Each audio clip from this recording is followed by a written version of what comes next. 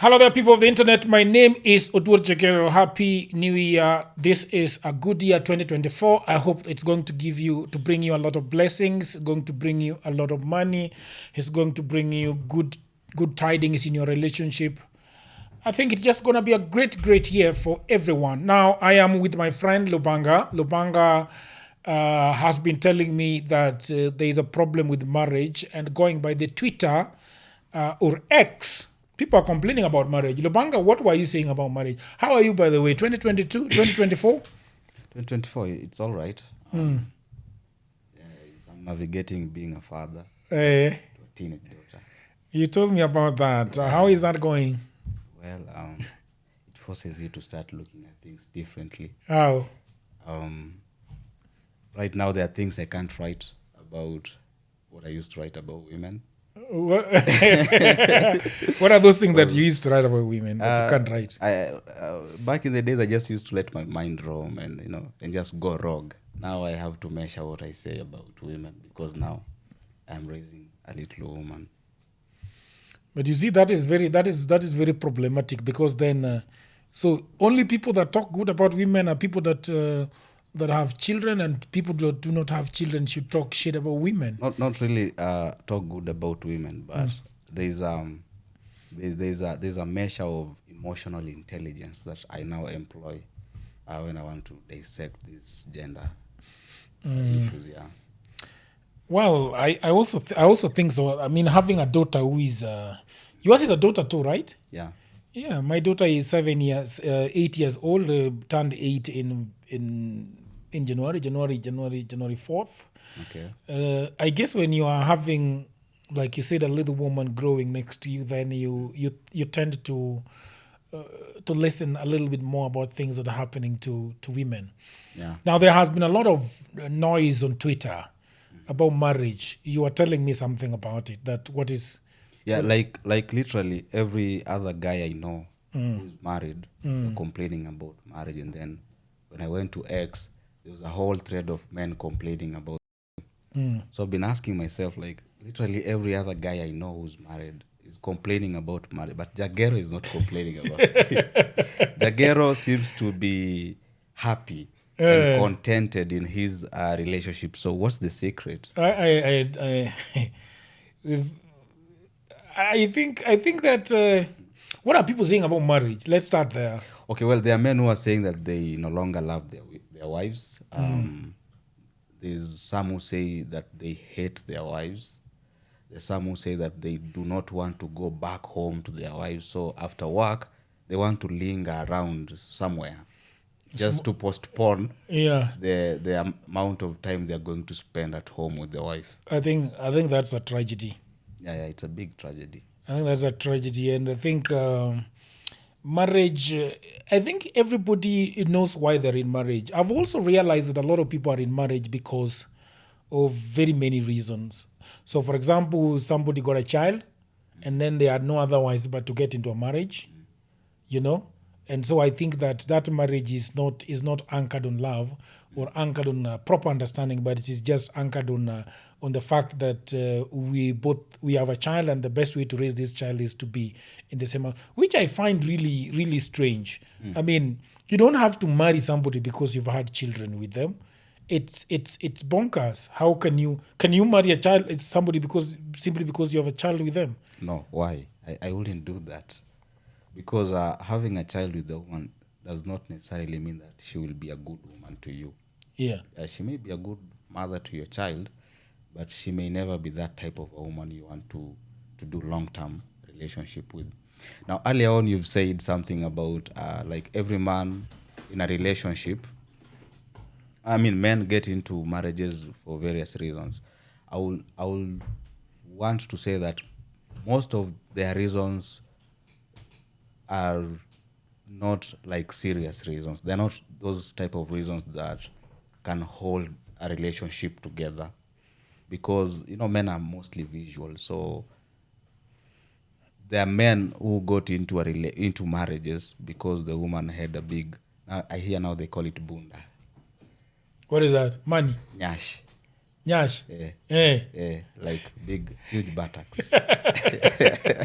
hiyo ndo likupeleka kwa marriage. So there are men stuck in unhappy unions because they followed bunda. Yeah. And then there are those who just followed beauty.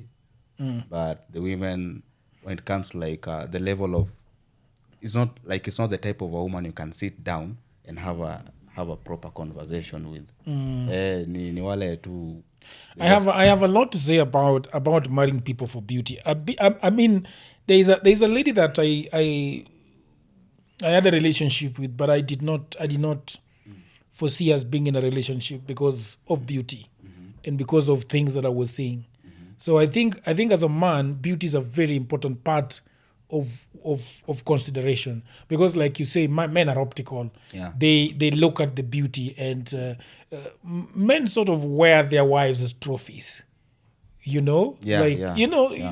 a trophy. Yeah. There's a story I wrote yesterday, and I was trying to imagine that maybe we have a lot of men who do not come out to open up about their problems, their marital problems, because they are married to women that they're not comfortable to talk about. Yeah, or even walk around with. Yeah, even walk around. You don't want to see yourself having coffee with this woman because, ugliness or whatever or looks are very very relative. Yeah, but it all comes back to you. So if you got a woman and you didn't like her, but you were horny and gave her a child, and now you're forced to marry this woman, you can imagine. Yeah. Like I had a guy who married a semi-illiterate woman. Like the lady, she claimed to have gone past Form 4, but she does not even have the certificate for KCSE. So the guy has never seen it, but the lady claims she finished Form 4. But when they argue, the guy was telling me that sometimes he is left wondering if this chick even got beyond class 6, because the reasoning of that lady, it is just so, it is up there with the kindergarten grade type of reasoning. Yeah. So you see, maybe he found a safe space in me to come and talk about this thing. But are you sure he's going to face other guys and talk about and say, I have a semi-illiterate woman in the house who's causing me untold marital problems? There's a lady who told me a story on phone. There are so many people that tell me their stories on phone. Yeah, they don't want to come to the podcast. But they can't come to the podcast for obvious reasons. That they fear being judged, is going to go out there. Like, the lady that came here on this podcast and said that she was raped, raped by a guy. The guy has now taken her to court for defamation. So I think those are the reasons why people, but there are lots of stories that people tell me, and they say, I'm just telling you to get it off my chest. Telling you this story on phone is half doing it on a podcast. But there's a lady that was telling me that the guy that she's calling husband, alimwambia that she's so ugly she doesn't even want to see her. Like unakaa tu vibaya.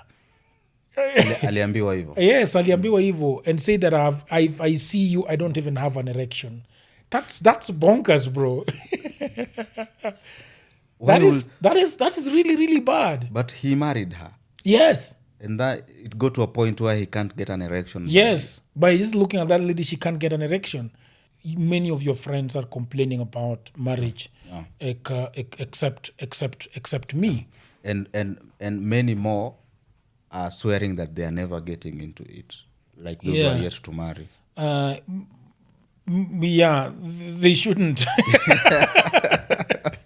Because we were laughing that it's better to have a pet than have a woman in your house because of the baggage that they bring. Yeah. For me, I think my marriage. A lot of people tell me that my marriage is weird. That the way I even go about being a married man is weird. But I think that the weirdness of it is what has kept it. Like, for example, we were long-term friends with my wife before we got married. Okay. And if you know me as a friend, there are things you wouldn't like me as a person. Like, there are my friends who swear that sometimes I'm too rowdy, I'm too noisy, I'm forcing issues and things like that. And then they sort of come to my house and they see me with my wife and with my daughter and with our house help, and we're just living a very, very good life. And I think the idea is that we claim that we know people. We claim that we know people, that we date somebody for 2 years and we claim that we know them. We really can't know somebody in 2 years.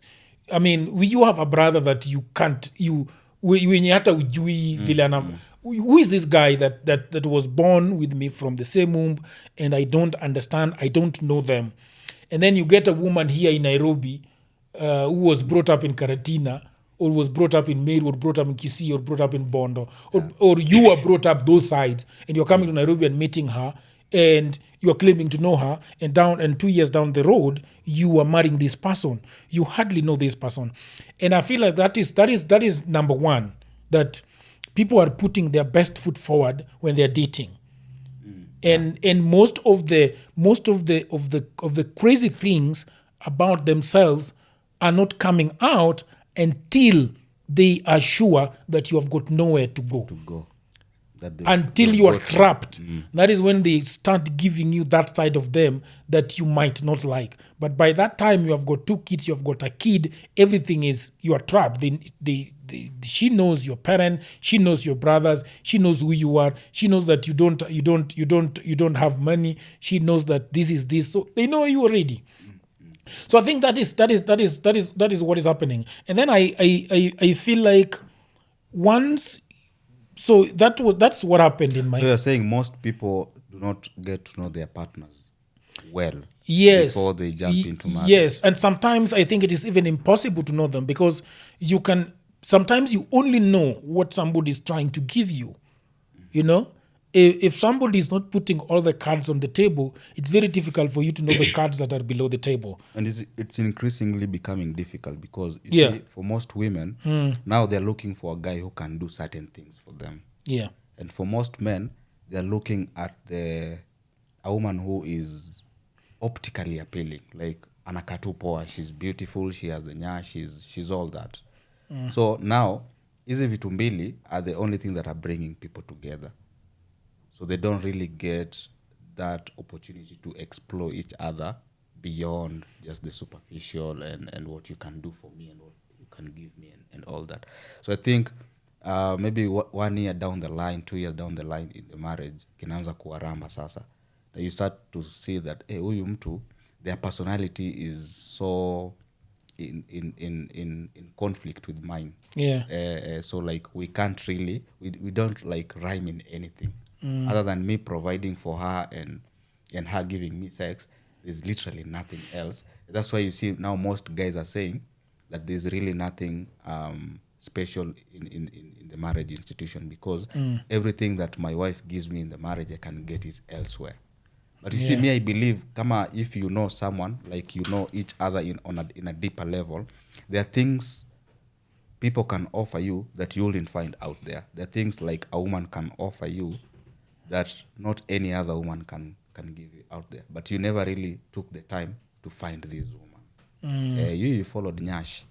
So now, kinakuramba, and now you start feeling like, marriage is a scam. Personally, I never want to be among the bandwagon of men who keep saying that marriage is a scam, that I'll never marry, women are this, women are that. I can never say that. I am pro-marriage, but in a structured way. What do you mean by structured way? Like in the traditional sense. Like first, as a man, before you enter that institution, ask yourself why you want to marry. Yes. And then you can even come up with a list, write them down. And then jiulize hizi vitu umeandika hapa ni vitu lazima uoe ndio upate, ama ni vitu unaweza pata hata bila kuoa. Yeah. I love that. I love that. Then if ukiona ni vitu zenye lazima uoe ndio upate, then now you go ahead and marry. But now again, before you marry, ask yourself now, which type of a woman can give me these things in ziko kwa hii list, and then you specifically go out to get that woman. You may do even 100 trials, doesn't matter as long as you get her.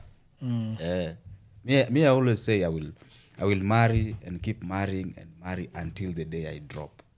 There's a time I said that to my father, and he was like, unataka kuwa mtu wa kubadilisha mabibi? I was like, there's no way I'm going to be stuck in a marriage that is not serving me. So people get stuck because they have children. I mean, what can you do if you have children in a marriage?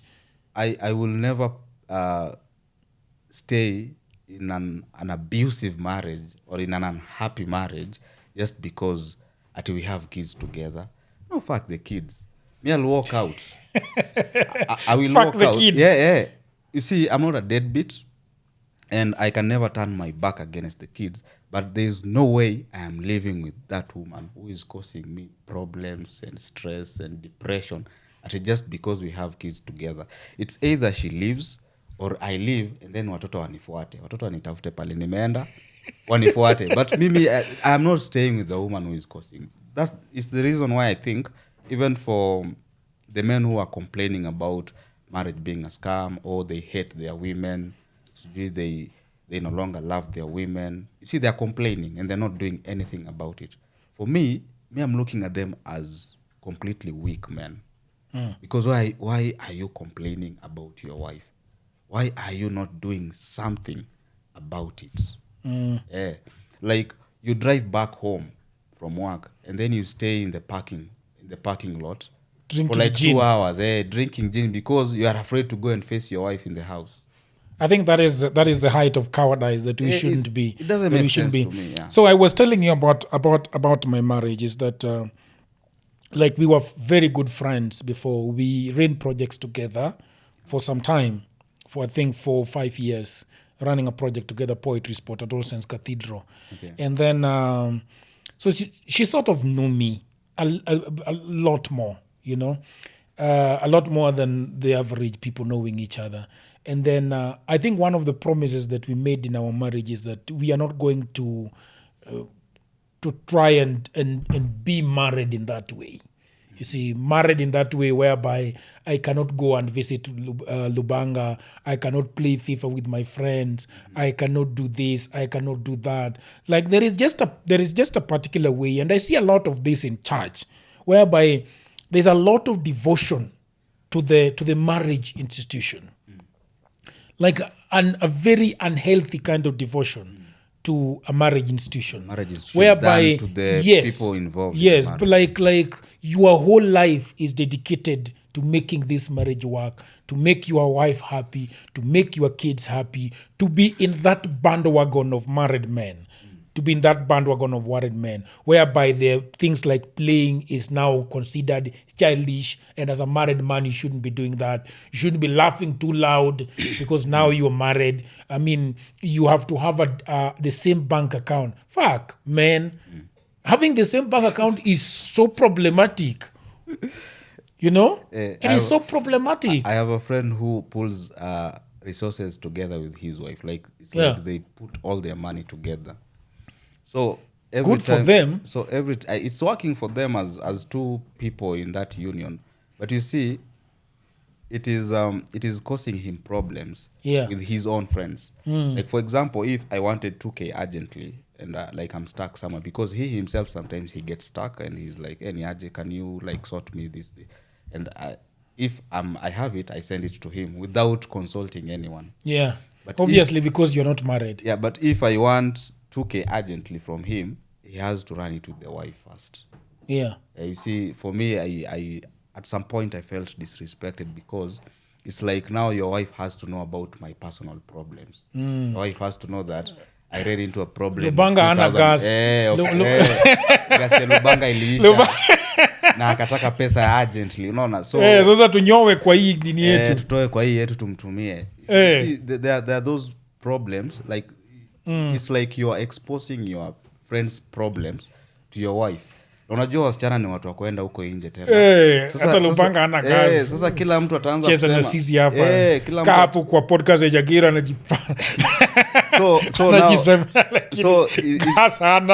People start saying Lubanga kumbe hata gasi yake inaishanga na ana pesa ya kufeel, anaanza kuambia marafiki zake wamtumie pesa ya kufeel gas, unaona. So these are some of the things like as you are your intimate friends, we will want them just between us. Isikwe ni kitu yenye a third party is involved. Like nikikupigia Jagero ni aje, can I get like 2 Gs? So it's either you have it or you don't, and if you have it and you give it to me, your wife doesn't have to know. Your other friends don't have to know. It's just between you and Lubanga.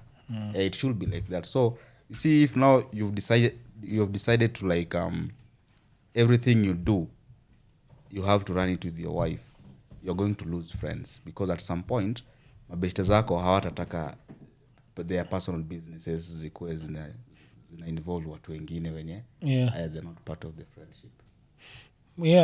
So that is that. And I think for me, as in marriage, I've just decided that my wife has decided to give me that part of myself, like aniache tuko ujana yangu, you see. And that I think is because boys will always be boys, you know. And I'm not saying that to further the idea that men should just be allowed to roam around and do crazy things, you know, and be careless. Aende alale na wasichana wengine, you know, apeane mimba huko nje and do all these things. I mean, as a man, you should also be trusted that you can take care of yourself out there. Yeah. And if you get married and somebody is like following you and looking into your phone, I hear also that a lot of people are looking into each other's phones. Yeah. Because a phone is a phone, bro. A phone is, first of all, it is personal. There are women who like you that are going to send weird messages on your phone. And then somebody's going to think that you've deleted your own responses. But that's just all you have. Yeah. You know, sasa kama Lubanga anakaa mzuri, kuna wasichana tu like I hear Rix was telling me that women are very bold these days. They're bold. They go for what they want. If they feel that Lubanga is going to give them a child that has got good beards and got good eyes, they're going to do it. You know? They're bold. There's a lady, there's a lady who like, okay, we used to talk back in the days, and then we stopped for some reason. So there's a day she just woke up and texted me, hey, Lubanga, I want sex. When are you available? That's bold, right? Yeah, and I was in a relationship. So, but I loved that the chick.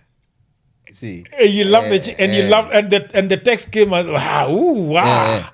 So I remember I asked her, hii sex unaitaka, is it that urgent ama it can wait? Sasa sikia mwanaume pia. So the lady I was dating at the time found the text messages, and so she was like, so you're even planning to go and have sex with other women? Kwani nini hiyo sikupei? And you see, so these things of also women going through our phones be problematic.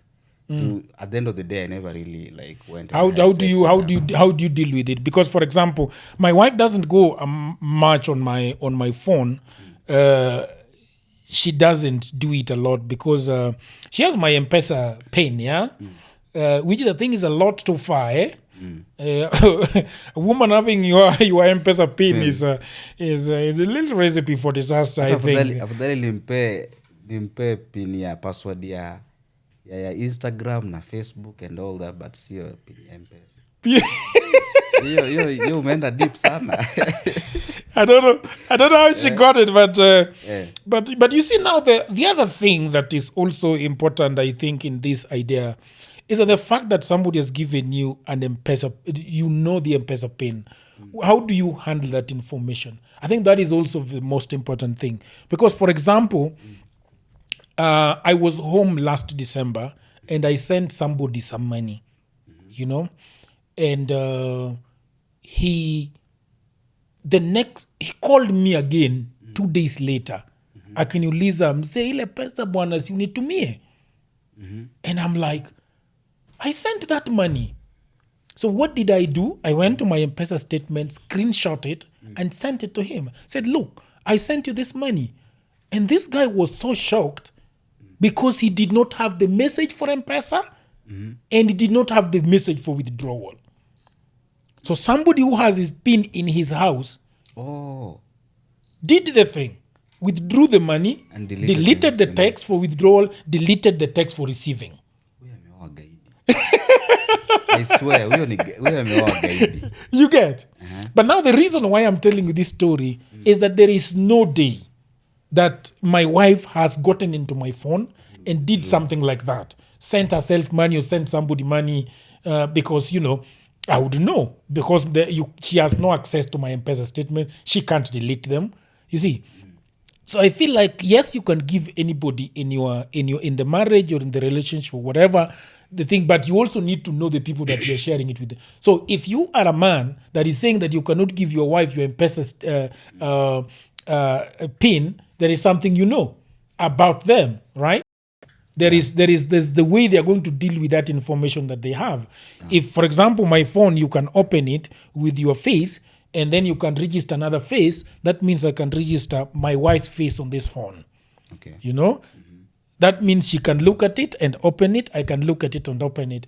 But now there are men who are not going to do that because they know that the moment they do that, they do not trust their women enough to just keep that information to themselves. I mean, open that thing if the man is not there and there is something that you urgently need in that phone and you can open it, then go ahead and open it. But when you're opening it when you're asleep, he's taking an afternoon dose and you're busy opening the phone and looking at messages and looking at things. We unatafuta fuere. In our language we say imanyo fuere, because in a man's phone you're going to get crazy things. A lot of things. Yeah. Or in a woman's phone you might get crazy things.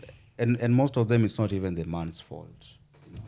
Like, yeah, people but are just going to text you. With all due respect to men, sometimes it's a man's fault. Yes, sometimes it's not a man's fault. Especially you married men. Yeah. You are like sort of a hot cake out here. Yeah. Like, women just know you are taken. I wanted to break this program and tell you that sometimes you're wondering, these beautiful videos that Jagero is doing on his podcast, what does he do when he's not doing podcast? So what we do when we're not doing podcast is to make videos for our clients. We make documentaries, we make podcasts for other clients, we shoot photography, we cover events, we cover conferences, and we do a lot more. We have every equipment that you need to make videos for yourself. So if you want to reach out to us to make videos for you, you can go to coremedia.co.ke and you can contact me, or you can just contact us with the email that we're going to leave at the end of this video. So thank you very much. Back to the program. Like, women just know you are taken. You have a wife and kids and you take good care of them, but they still want a piece of you. So they're going to they want a piece of us. Yeah, they're going to aggressively pursue you people, and they will text you, they will do all those things. So you see, if you have a wife who is always snooping through your phone and suffering depression, she might die in her house. And you see, it's not your fault. It's these women who are texting you, and you can't keep deleting these messages. Every time you receive them, you delete them because you want to protect her mental, her mental health. Yeah. Women out there should also know that married men, but it is married men that they actually want now. People like us. For what? I don't know.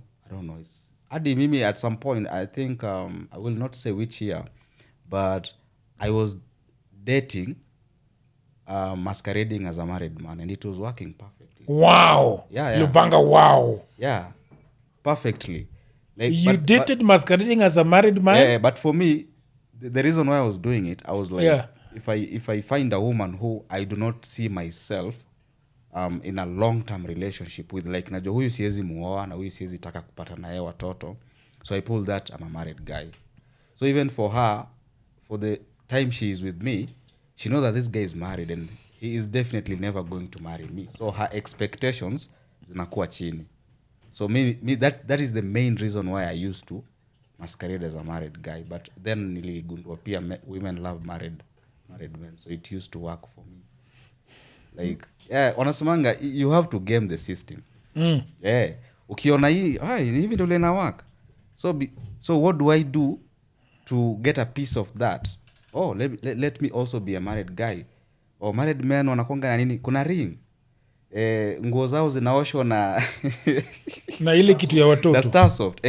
Sawa. Never understood why that started Eh, off as a picture I of will a be in kids. character. I will be in proper Why do you character. think that thing has picture of kids? That starts off thing. I don't know. Maybe to make our clothes soft. Like Yeah, but kids. why couldn't they just have a softener? Why does it have a picture of a kid on it?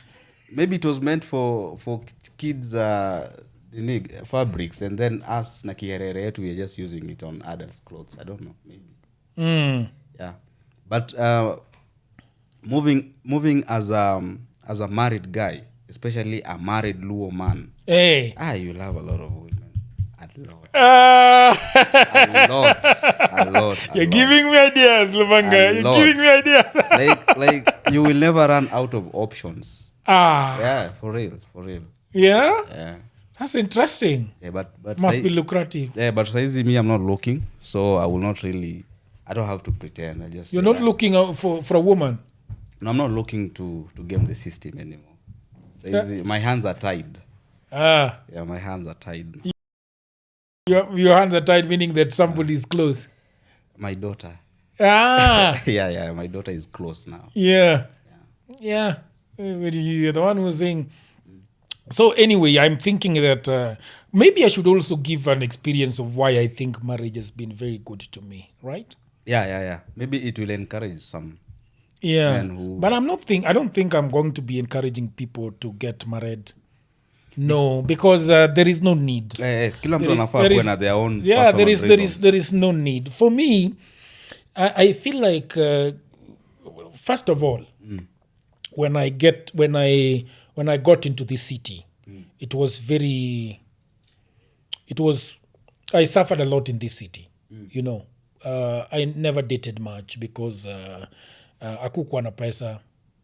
There was very little money. Hakuna familia hapa city. You know, I was very jealous of people who had their families. Like I was in college with people who had both parents, and I thought they were very privileged because they did not lack school fees, they did not lack fare money, they did not lack a lot of things. I got into church, and I've always been brought up in church, so the idea of having sekierere outside all over the place was not an option. You know, and I felt pretty much, independent, alone in the city. So when I got my wife, I got the perfect companion, a team player, somebody that genuinely would ask where I am at what point of time. You know, when you live in this city as an orphan, and you genuinely do not have people who call you, no family whatsoever, and then you get this woman that is feeling very familiar to you, and then you add that to friendship, it becomes a very genuine kind of love affair, and you put a lot in it, and I feel like, I've never been employed in my entire lifetime. Never been employed. I was employed for 30 minutes, and that was about it.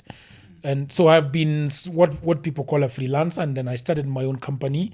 And when you are running your own company, there are so many.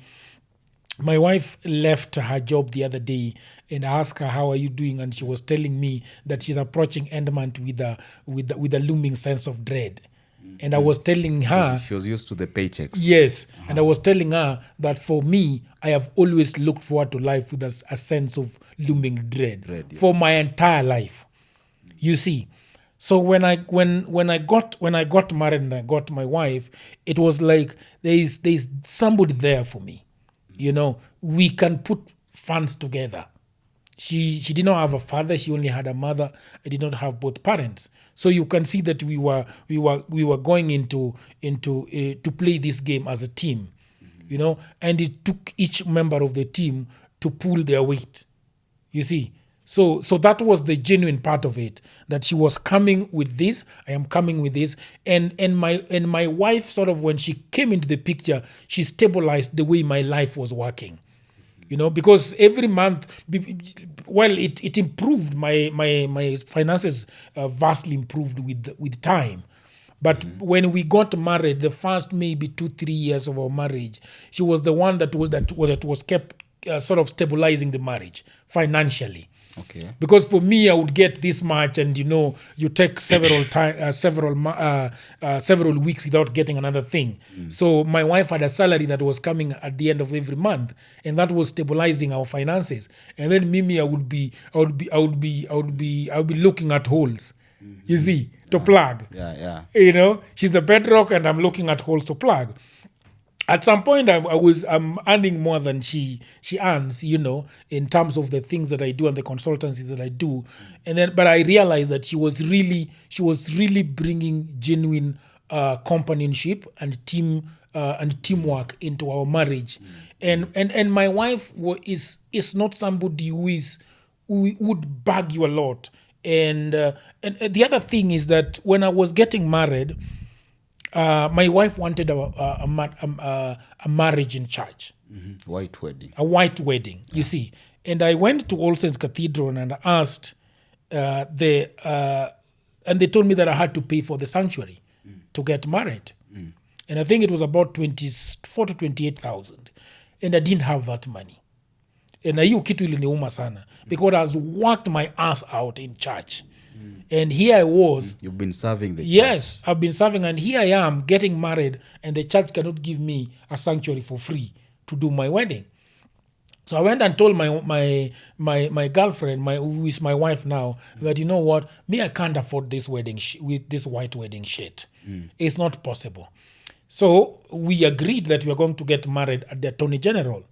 And I have also known that there are women that when you date them, they either have a white wedding or they don't have a wedding. They either have a white wedding or they don't marry. You see? So if as a man, a woman that you have not married is giving you all these ultimatums that you must have a white wedding, and you don't have the money, you see, your problems are starting without even getting married. Yeah. You see? So what did I do? We agreed that we are going to get we are going to get the Attorney General wedding. And I told my friends, and my friends are still until unhappy to date, that I made them pay for the dinner. So I just told them, I did not start a WhatsApp group. I just told them, bro, you'd like to see me get married? Come for the dinner. And the dinner, everybody pays for themselves. 2K. You see? So my whole wedding costed like less than 100,000. Because my friend paid for their dinner, and I organized a few things, and I was there because we really light on finances.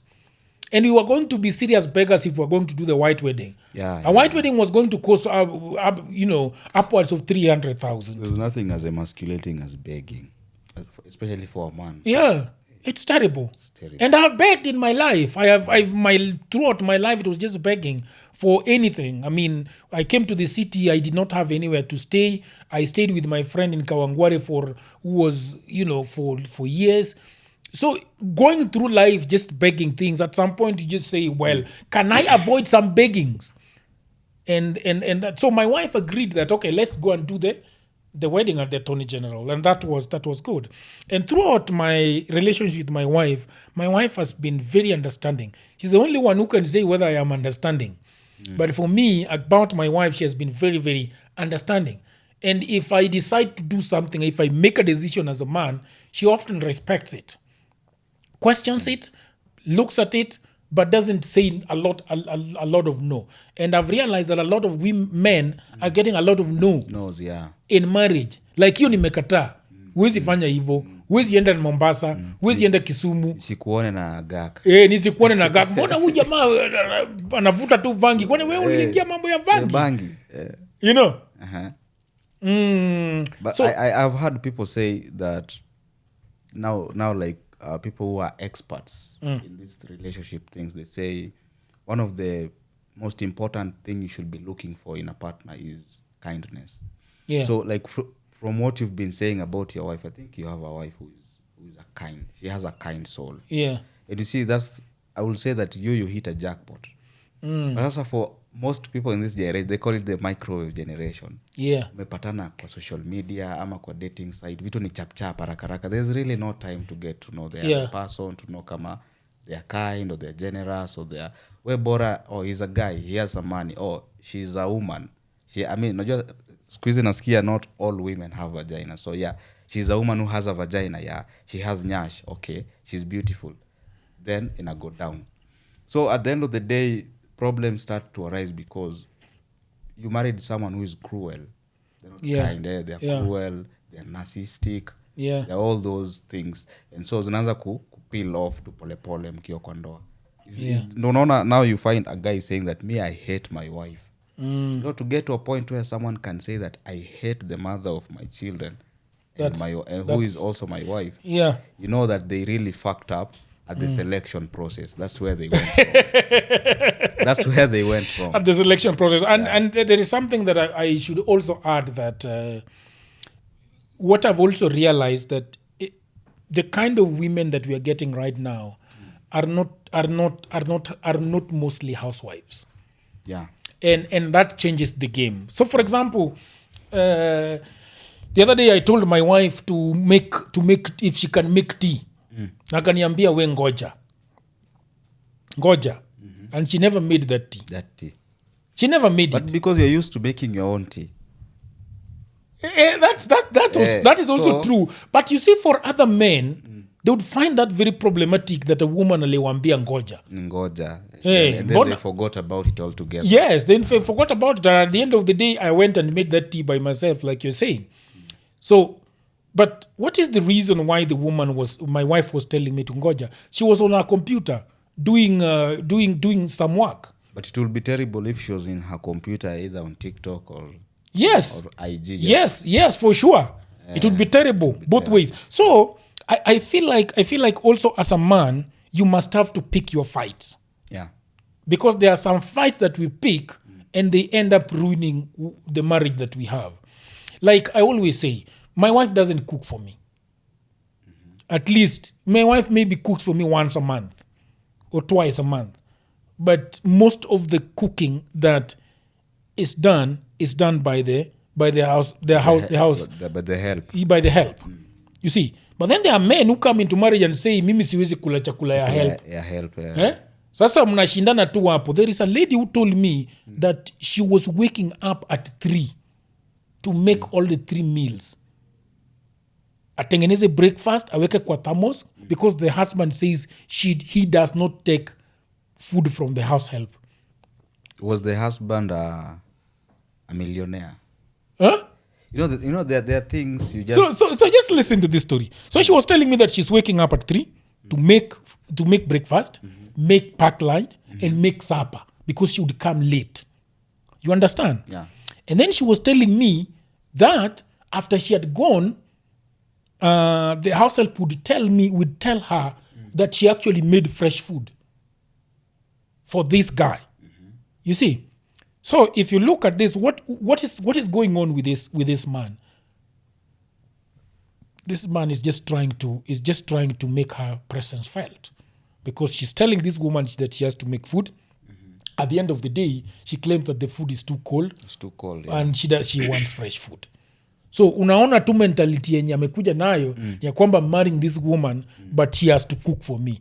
And nobody else is going to cook for me. But unajua Jagero, even if somebody is going to cook for me again, my wife has already cooked for me. So she has to cook.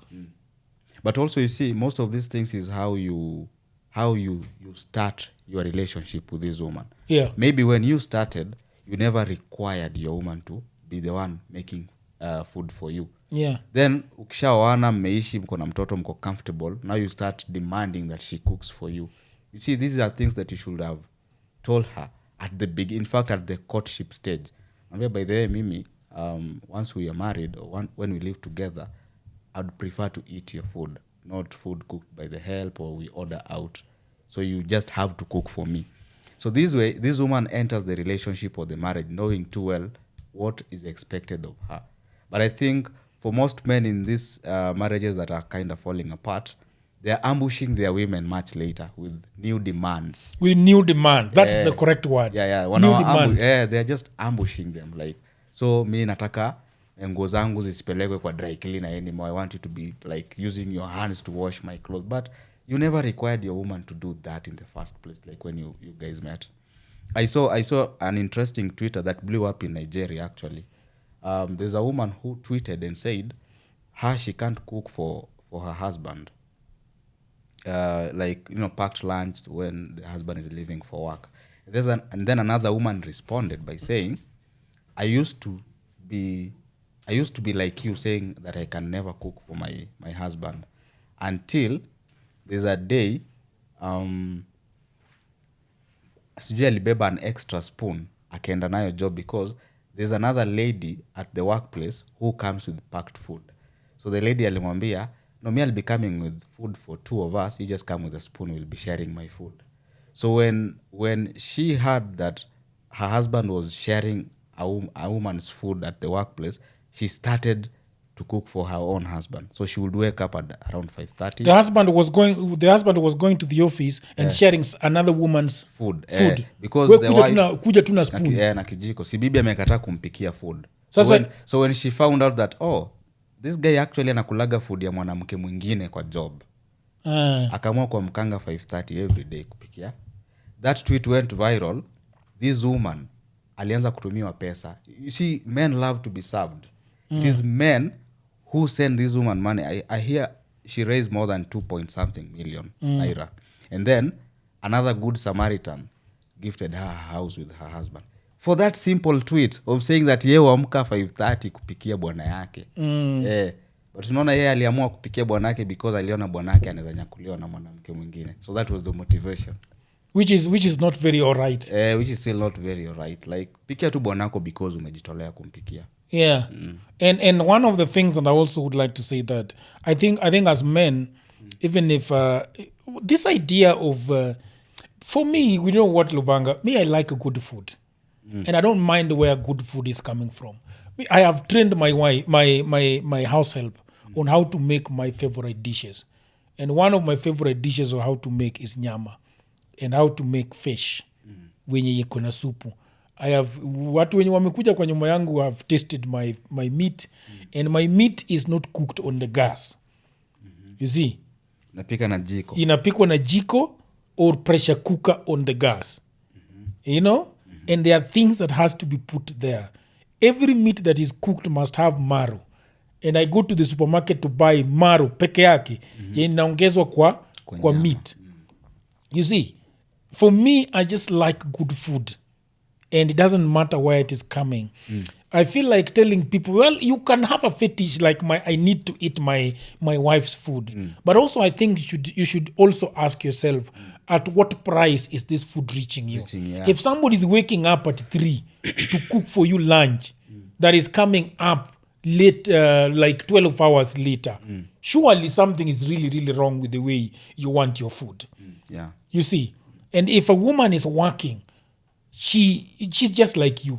She wakes up at 5. Mnaingia wote job. Yeah, I mean, this extra energy that you want, that she has to run home and cook for you supper, and she's arriving almost sometimes even after you. So akuje apate kama wewe mguu iko juu ya meza, una watch Netflix, yeye afike hapo aanze kukupikia, akupatie chakula ndo aende aoge. You know, surely, come on. Most men have not made it clear that they love quality food, and the food may be prepared in a certain way, like you. And you've made it clear to your wife and the help, so they understand. Yeah. Because if they don't, you still make it. I'll still yourself. Make it myself. So most of these guys, they have not made that thing. Like, they have not created that awareness in the house. Yes. So there are these jokes that I always see them almost every other week on the internet. Yeah. Where people are making fun of married men. Yeah. Anaenda leo kukulishwa cabbage, sijui ugali ya juzi, sijui minji na nini, like very bad food. Yes. And for me, I don't accept bad food. I do not accept bad food. Mimi, there is the other day that I went to the house at around 3:30, and my help was telling me that kwamba she already made ugali. I said, ugali ya saa 6, mimi nikule saa 9. No. You know? Pika tu ingine. Anasema ajui kusonyo kuon. Unajua kusonyo kuon? Kwa Kiluya ni kuchienula.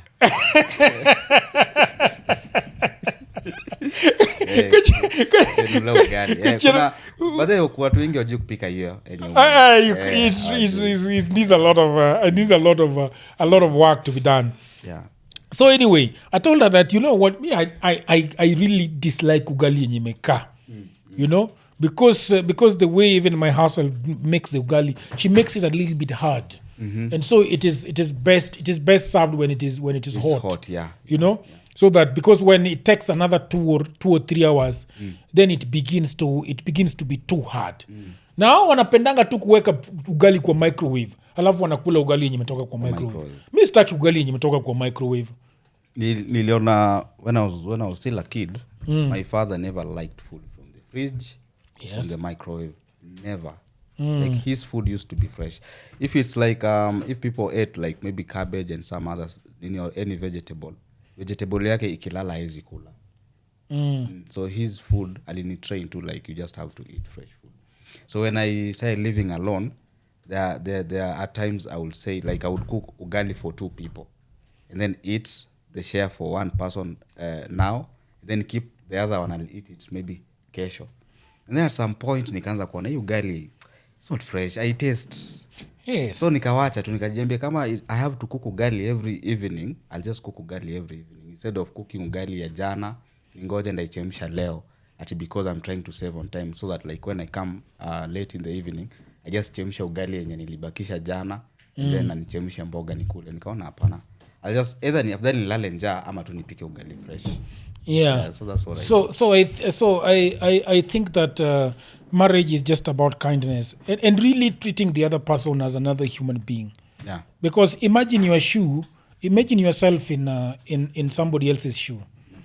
Wewe ukiambiwa ya kwamba umuke 3 kupikia bibi chakula, surely how will you feel about it? Hata kama you're a house husband, still I will feel some type of way waking up at 3 to go and cook for my wife, even if she's the one taking care of all the bills in the house. Yeah. Because for me to wake up at 3 to go and cook for her, it means I woke up probably maybe at around 2. Yes. Gave her morning glory first. Yes. So Ama katai hiyo morning glory. If you're cooking for your husband, if you're cooking for your, because if you're cooking she's the breadwinner.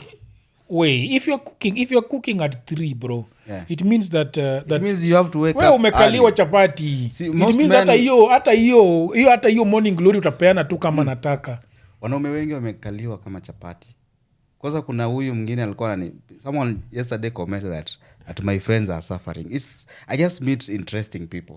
Like there's this guy I met him, he's from Homa Bay. Yeah. I think he's like 40 years. Yes. Or 43 there about. So he married a woman who dropped out in Form 3 because of school fees. And it is his older sister who connected them. And their story is funny. Like, alikuja Ocha, sister yake akaita huyo msichana alikuwa in the neighboring village, ati ali drop out, so ako tu nyumbani, hakuna nini. Akasema si huyu aende tu akwe bibi ndugu yangu. This guy came, wakajuana, he took the number, akawacha fare, akarudi Nairobi. Like 2 days later, them aliachiwa fare. At the time the guy was still living in Kibra.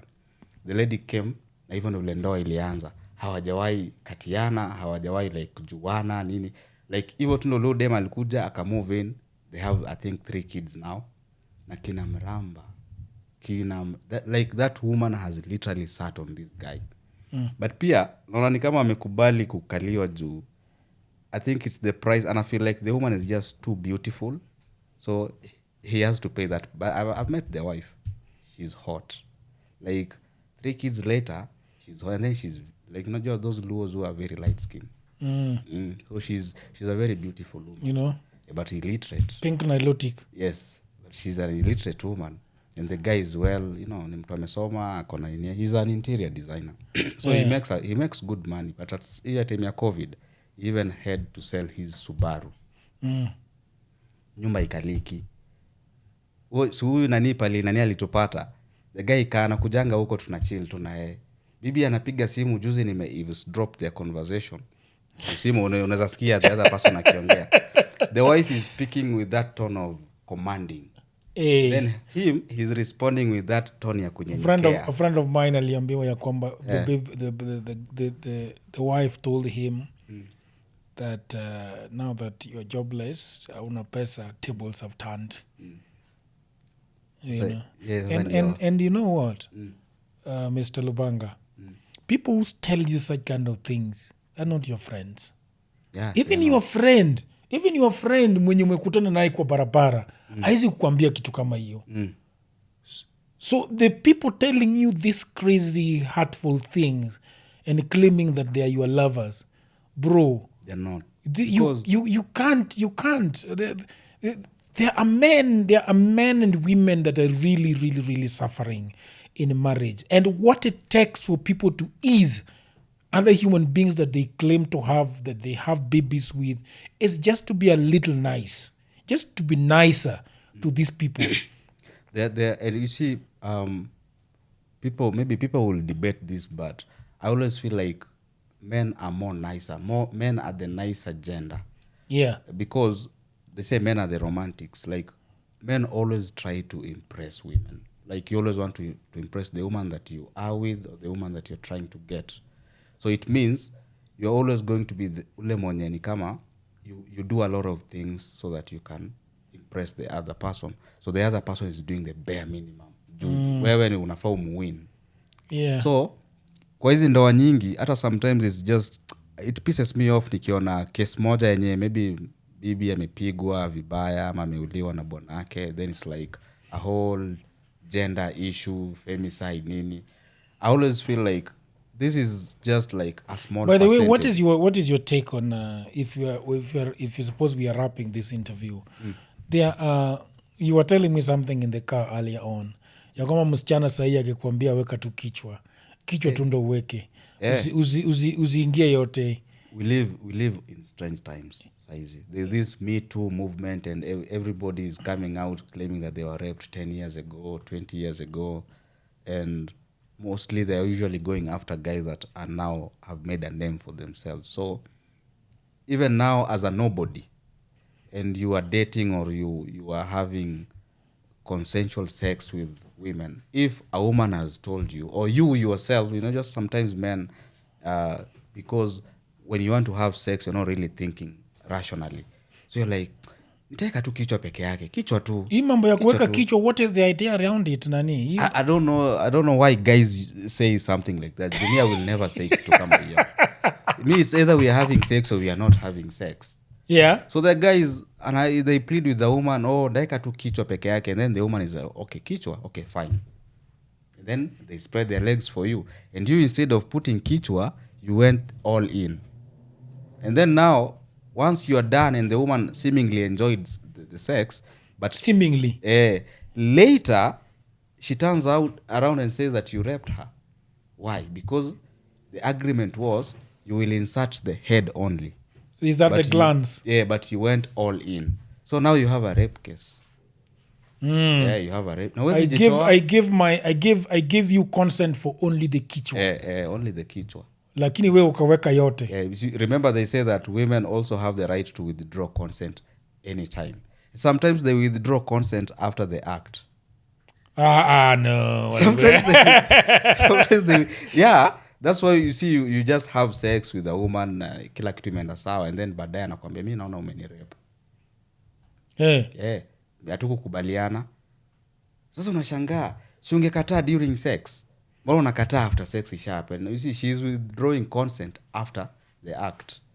So it's men are walking in murky terrain right now. So you have to be very. You may be a nobody today, but maybe in 10 years you will be someone. You'll be a Ruto. You can be a Ruto. You see, pia yeye kesi zake zilianza kukutokelezea mara amezaa wapi. You see, so as a nobody, you still have to watch how you move, because your past sins will catch up with you in the future.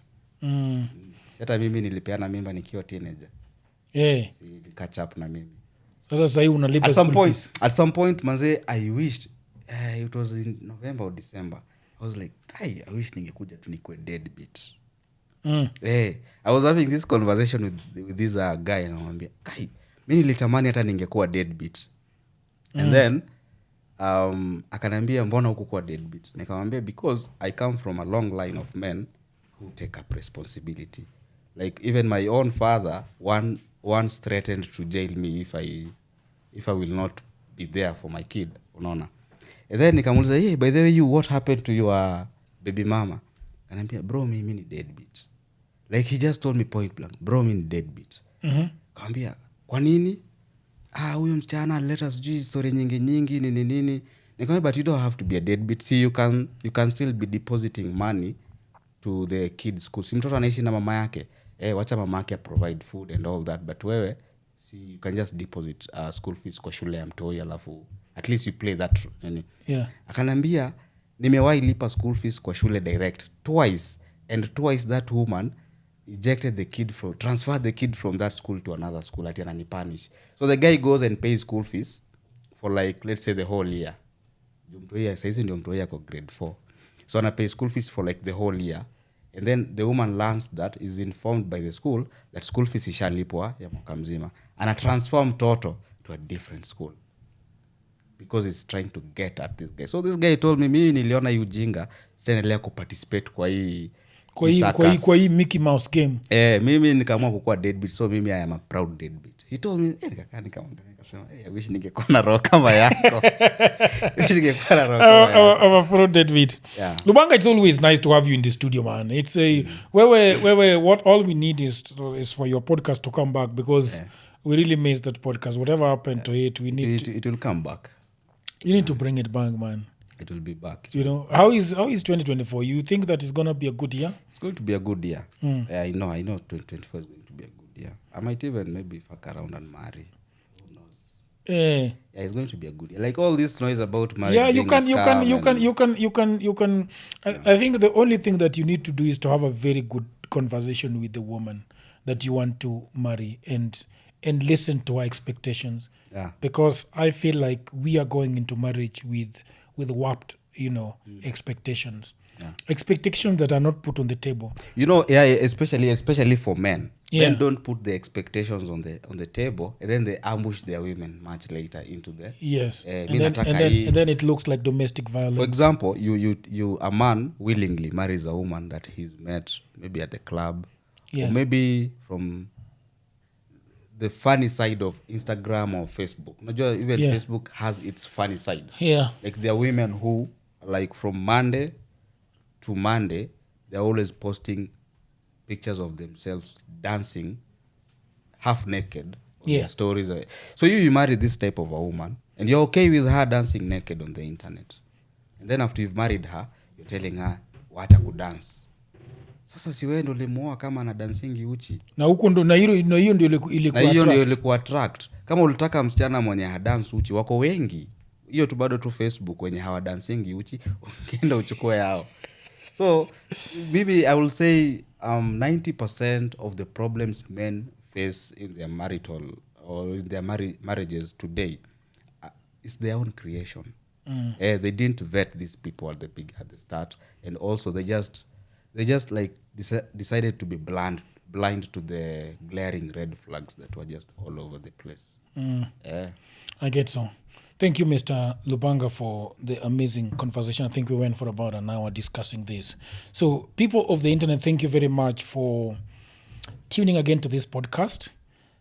This is me and my boy Lubanga talking about marriage. As a married man, I would always tell you, go get married. So long as you have put all the cards on the table and the expectations are clear from each and every person that you want to get married to. There are issues of in-laws, put them on the table. There are issues of money and one account, put on the table. There's issue of living with pets, put them on the table. Kwa sababu kuna watu tu hawataki pets. Hata mimi sipendi pets. Wewe upendi paka kama huyu jamaa kuna 2. Sipendi kwanza paka. Afadhali umbwa. Paka. You see? Then you get married and 3 months down the line somebody ameleta paka 3 kwa nyumba. Unaenda wapi? Una mali ya kwenda. So inabidi ziallocatiwe budget. 9,000 per month. You see that guy is using 3,000 for one paka per month. So that is 9,000 per month if you got 3 pakas. Na uko na bibi? Ana na girlfriend? Sijui. Akona acquaintances. Uko Mombasa. Hiyo paka inapata queen treatment. Nimeona ako paka na vacuum ya pets. Hey. Wewe usicheze bana. Watu wamepanda nini. So anyway, I have a request to make. Please subscribe to this YouTube channel. Please leave a comment. If you want to appear on this podcast, I would be very happy to listen to your story and have you on this podcast. Hit on that notification bell. Anza kuita hao married men wenye wanalialia kwa mitandao. Wacha kuja walie hapa sasa. Hawatalia. Wacha kulia behind keyboard, wakuja walie hapa, watuambie shida iko wapi. I think so. If you're a married man and you want to speak your heart out, please come. We'll be very glad to talk about it. Until another episode, bye for now.